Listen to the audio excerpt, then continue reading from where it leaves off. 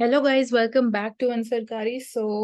आज का जो हमारा टॉपिक है for GS3 economy, that is going to be the circular flow of income. आज हम इसके बारे में इन डिटेल डिस्कस करेंगे and will try to understand how it works and actually ये है क्या।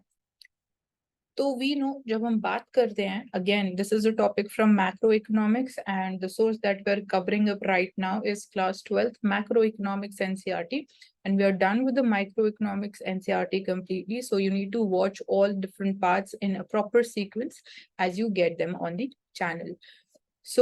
Starting with the circular flow of income, we know कि हाउसहोल्ड जो हैं इकोनॉमी में उनको पेमेंट्स रिसीव मिल होती है। मतलब households in sense we can talk about here the factors of production की मैं बात कर रही हूँ।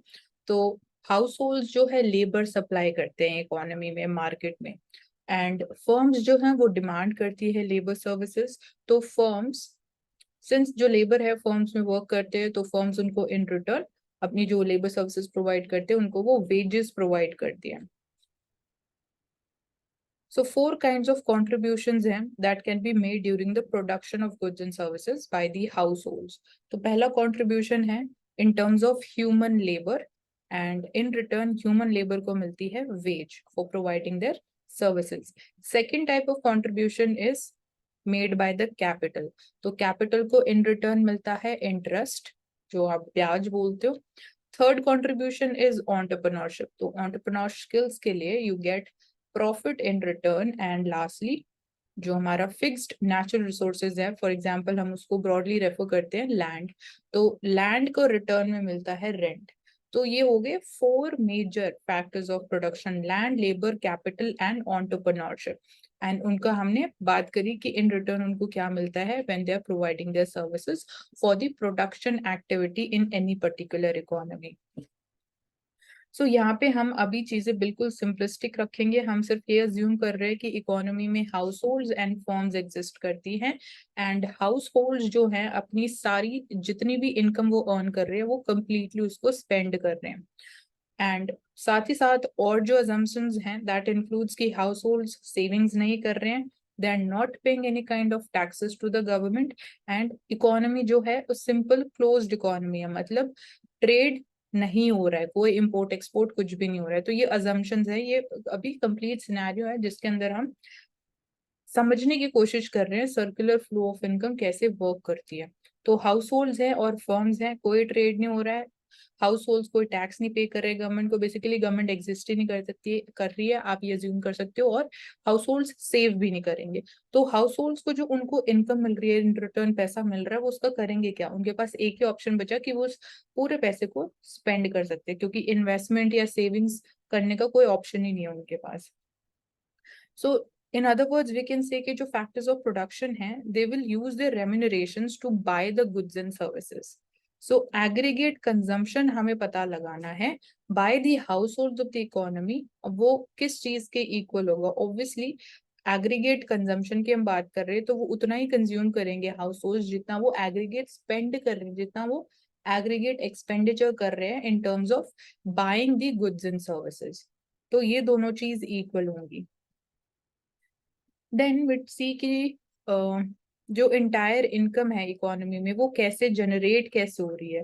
तो सिंस दो ही सेक्टर है, हाउस होल्ड एंड फर्म्स, तो firms in return they are giving basically income to the household. So factors of production को इनकम मिल रही है, एंड फर्म्स के पास पैसा कैसे आ रहा है? फर्म्स जो गुड्स एंड सर्विसेज प्रोड्यूस कर रहे हो उनको सेल करके they are earning revenue out of it.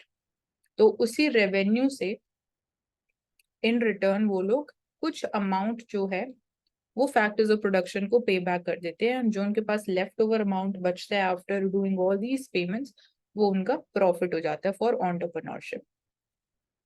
अगर हम बात कर रहे हैं सर्कुलर इकोनॉमी या सर्कुलर फ्लो ऑफ इनकम की बात कर रहे हैं, तो सर्कुलर फ्लो से आप लोग क्या समझ सकते हो? वेरी सिंपल कि पैसा जो है it is circulating with in a particular sector, तो वो बार बार वहीं सर्कुलेट कर रहा है सर्कुलर फॉर्म में, तो यूनिफॉर्मली चीजें फंक्शन कर रही है।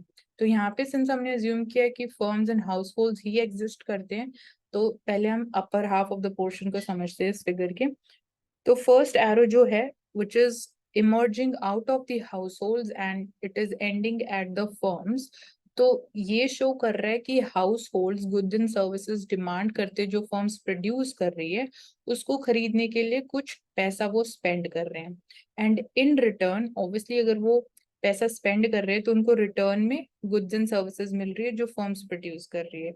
तो एक पार्ट ये हो गया, एंड जो नीचे वाला पोर्शन है second half of the portion, यहाँ पे अगर आप देखोगे जो एरो जा रही है मर्ज आउट हो रही है हाउस होल्ड से फर्म्स पे एंड हो रही है, ये शो कर रहा है कि हाउस होल्ड फर्म्स को अपनी फैक्टर सर्विसेज प्रोवाइड कर रहे हैं and in return firms factors को फैक्टर पेमेंट्स पे कर रही है। तो लेबरर को मिलेगी वेजेस, ये हमने देखा जो ऊपर 4 फैक्टर्स ऑफ प्रोडक्शन है उनको रिटर्न में क्या मिल रहा है। ऑलराइट, तो ये होता है circular flow of income in two sector model, two sector firms and household are the two sectors. So this is what has been explained over here and it has been highlighted for you guys. So when we talk about measuring aggregate income by calculating the aggregate value of the goods and services produced by the firms. So simplistically, जैसे हम national income accounting की बात करते हैं तो उसमें there are different methods कि आप किस 4 बेसिकली मेन मेथड्स होते हैं जिसके थ्रू आप कैलकुलेट कर सकते हो जीडीपी या नेशनल इनकम। नेशनल इनकम मतलब हम जीडीपी की बात करते हैं, कैलकुलेशन की बात कर रहे हैं। तो इस इकोनॉमी में आप सिंपलिस्टिकली अगर सोचोगे कि आप कैसे कैलकुलेट कर सकते हो जीडीपी, तो जीडीपी या नेशनल इनकम या aggregate income they are the same thing. तो इसमें आपको सिंपली बस ऐड करना है मॉनेटरी वैल्यू ऑफ जो भी गुड्स एंड सर्विसेज इकोनॉमी में प्रोड्यूस हो रही हैं and which are being done by the firms. So जो upper half of this figure है, ये जो हमने यहाँ पे ऊपर वाला पोर्शन एक्सप्लेन किया, this is about the goods and services market, क्योंकि यहाँ गुड्स एंड सर्विसेज का इंटरचेंज या एक्सचेंज हो रहा है। हाउस होल्ड स्पेंड कर रहे हैं, फर्म इन रिटर्न उनको गुड्स एंड सर्विसेज प्रोवाइड कर रहे हैं, तो ये होगी goods and services market. And जो second half of the lower portion था, it is talking about the factors market. Alright, so I hope जो simple idea about the circular flow of income that is clear to all of you, and if any kind of doubts you can leave that in the comment section. So यहाँ पे 3 methods लिखे हुए हैं of calculating the national income which are 3 different methods. तो ये यहाँ पे depict भी कर रखे हैं। So जो A symbol है या जो A arrow relationship show कर रहा है, it is showing कि households जो पैसा spend कर रहे हैं फर्म्स के ऊपर, जो basically firms goods and services produce कर रहे हैं। तो हाउस होल्ड एक्सपेंडिचर की यहाँ बात की जा रही है।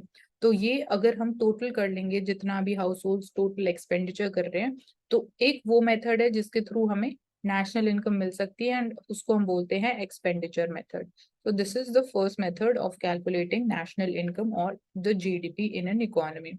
Second method जो है, second you can see this relationship. So इसमें firms प्रोवाइड कर रही हैं goods and services to the household in return for the money जो ऑब्वियसली आपको पे करना पड़ेगा। तो इसमें हमें क्या पता चल रहा है, इसमें या तो हम बोलेंगे कि ये product method of calculating national income या वैल्यू एडेड मेथड है।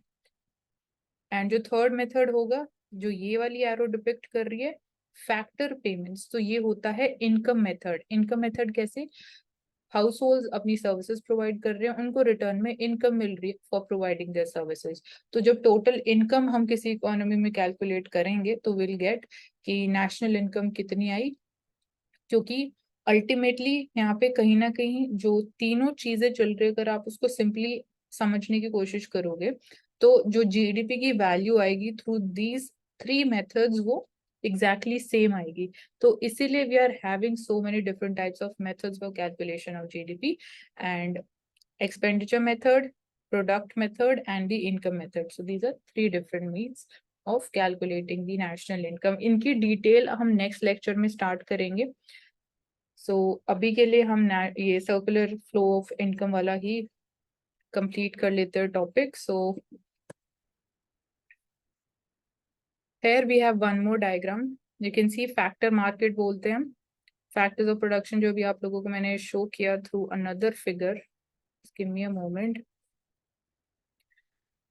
यहाँ पे भी सेम है, हाउस होल्ड या कंज्यूमर सेक्टर है और फर्म्स जो हैं वो प्रोड्यूसिंग सेक्टर है।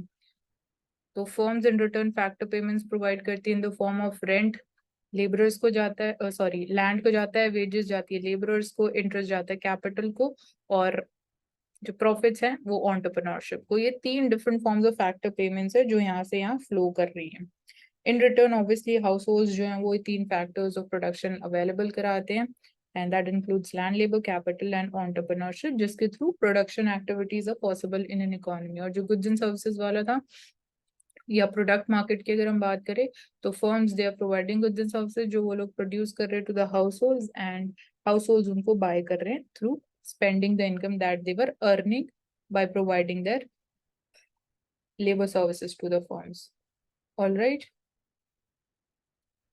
So circular flow of income जो है it refers to continuous circular flow of goods and services. यहाँ पे कीवर्ड क्या है?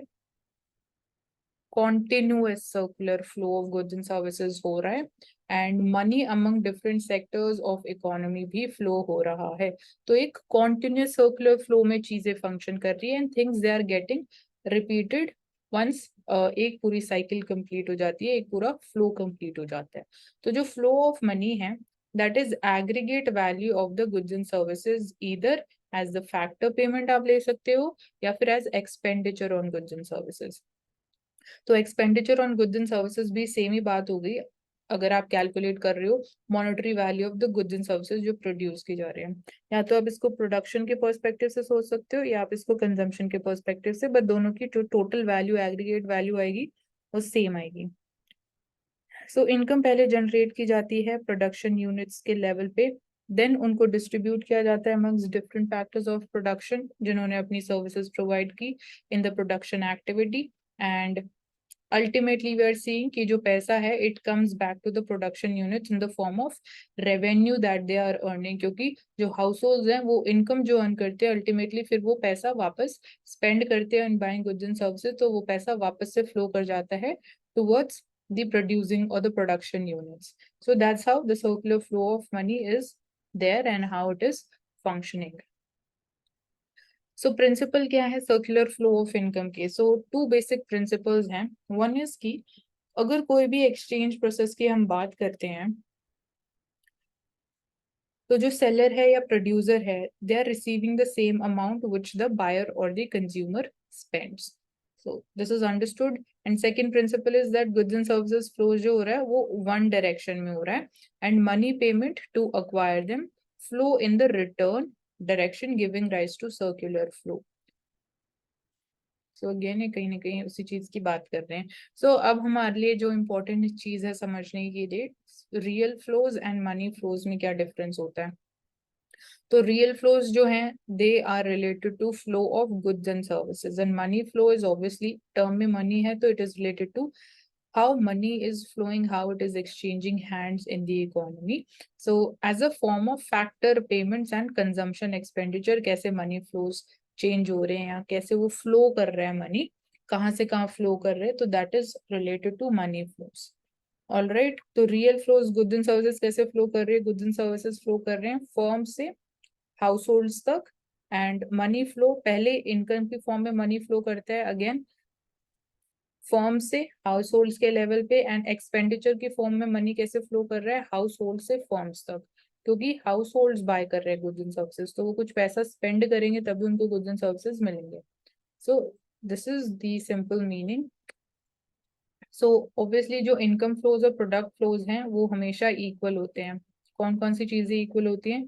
जो टोटल प्रोडक्शन आएगा गुड्स एंड सर्विसेज का by the firms that would be equal to total consumption, मतलब जितना भी गुड्स एंड सर्विसेज प्रोड्यूस किया जा रहा है वो सारा कंज्यूम किया जा रहा है बाय द हाउस होल्ड, तो ये 2 चीज इक्वल रहेंगी।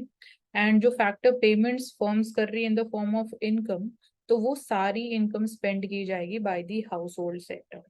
फिर कंजम्पशन एक्सपेंडिचर जो है हाउस होल्ड का that is equal to the income of the household sector, और जो रियल फ्लो है of production and consumption of the firms and households, real flow मतलब flow of goods and services, वो equal होगा to the flow of money in the economy, क्योंकि goods and services जो produce किए जा रहे हैं उनकी कुछ मॉनेटरी वैल्यू भी तो है, तो उतना ही तो अमाउंट स्पेंड किया जाएगा बाय द हाउस होल्ड, तो इसलिए मनी फ्लोज और रियल फ्लोज दोनों इक्वल होंगे। फिर मॉडल्स या फिर different forms of circular flow of income कौन से एग्जिस्ट करते हैं? तो अभी जो हमने समझा that was the two sector economy वाला मॉडल, जिसमें household and firms exist कर रहे हैं, they are functioning. So similarly यहाँ पे भी वही सेम चीज डिपिक्ट की गई है जो अभी हमने समझी है इन डिटेल। सेकेंड मॉडल जो है वो है कैपिटल मार्केट का, तो अब इसको और अच्छे से समझते हैं, this is also important. So capital market system की हम बात कर रहे हैं, तो we are talking about the financial system. So financial institutions जो हैं they are primary intermediaries between savers and the investors, lenders और बोरोवर्स भी आप लोग समझ सकते हो। फाइनेंशियल इंस्टीट्यूशंस लाइक आप बैंक्स का सोच सकते हो। तो जो इन्वेस्टर्स हैं या जो savers, basically I should say the savers first. So जो सेवर्स है, जिन लोगों के पास पैसा सेव्ड है, वो बैंक अकाउंट में अपना पैसा डाल देते हैं, they put in there, and जो इन्वेस्टर्स हैं वो बोरो करने के लिए आते हैं। So in the form of loans उनको वो पैसा दिया जाता है बाय द बैंक्स।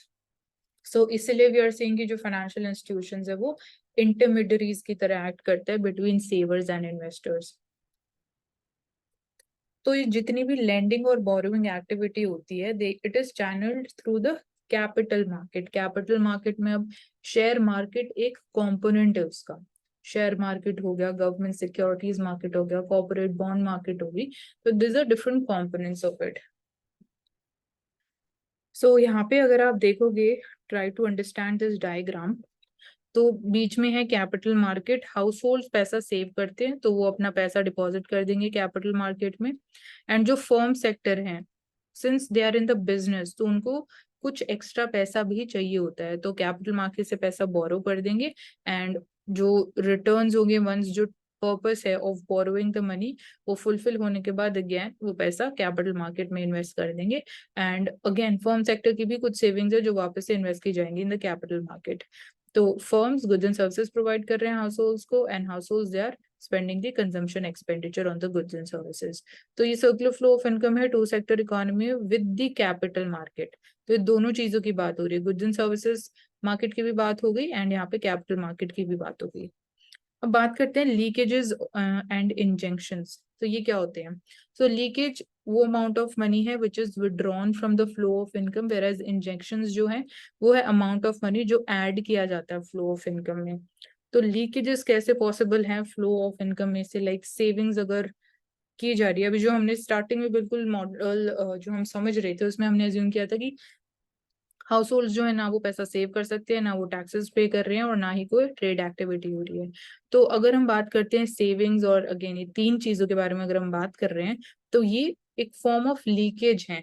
मतलब सर्कुलर फ्लो ऑफ इनकम में से सपोज हाउस होल्ड ने कुछ अमाउंट ऑफ मनी सेव कर लिया, तो वो सर्कुलर फ्लो ऑफ इनकम से आउट हो गया, क्योंकि वो पैसा किसी चीज के लिए यूज नहीं किया जा रहा है, that is been kept idle at the home. Until and unless आप उसको बैंक में डाल रहे हो तब तक वो सर्कुलर फ्लो ऑफ इनकम से बाहर है पैसा, तो वो उसको हम लीकेज बोलते हैं। And on the other hand जब हम इंजेक्शंस की बात करते हैं कि सर्कुलर फ्लो ऑफ इनकम में पैसा कब कब ऐड किया जाता है, तो investment spending is one form. जो गवर्नमेंट स्पेंडिंग है, जो फिजिकल एक्सपेंडिचर गवर्नमेंट करती है through the physical policy, that is another form. And जो एक्सपोर्ट अर्निंग्स हैं they also become the injection into the circular flow of income. So equilibrium अगर हम macro level पे बात करें, leakage must be equal to the injections, मतलब जितना amount of पैसा आउटफ्लो हुआ उतना ही वापस से री इन्वेस्ट हो गया सर्कुलर फ्लो ऑफ इनकम में। तो लीकेज और इंजेक्शंस इकोनॉमिक सेंस में दोनों इक्वल होने चाहिए। और इक्विलिब्रियम कंडीशन जो है, consumption plus savings needs to be equal to consumption plus investment. Alright, और इससे हमें क्या पता चलता है, कंजम्पशन कंजम्पशन कैंसिल हो जाएगा तो सेविंग्स और इन्वेस्टमेंट दोनों इक्वल आ जाएंगे। या बोल सकते हो कि leakages they are equal to injections, क्योंकि सेविंग्स जो है वो लीकेजेस होती है, इन्वेस्टमेंट्स पैसा फिर से सर्कुलर फ्लो में एडअप किया जा रहा है, तो that is injections. So two sector economy में when a part of the income जो हाउस होल्ड अर्न कर रहे हैं अगर वो हेल्ड बैक की जाती है, मतलब उसको सेव किया जाता है, तो जो अनसोल्ड स्टॉक्स हैं आउटपुट का, that will accumulate leading to depression and therefore plugging of leakage it is must, अगर प्रोडक्शन एक्टिविटी को हमें सस्टेन करना। तो बेसिक आइडिया इसमें यही है, आपको पहले क्लैरिटी होना चाहिए लीकेजेस और इंजेक्शंस के थ्रू हम क्या समझते हैं, वो किन डिफरेंट फॉर्म्स में हो सकते हैं। तो वो हमने तीन फॉर्म्स देखी लीकेजेस की, एंड तीन फॉर्म्स हमने देखी इंजेक्शंस की। सो सर्कुलर फ्लो ऑफ इनकम का जो मॉडल है, जो अंडरस्टैंडिंग कंसेप्ट है, यहाँ पे कंप्लीट हो जाते हैं। And let's end it here. And if you have any kind of doubt, again, I'm saying you can leave that in the comment section. We'll get back to you as soon as possible on that. And in the next lecture, we'll be starting with different models of national income accounting. So that's all, and do subscribe to Ansarkari. Keep watching.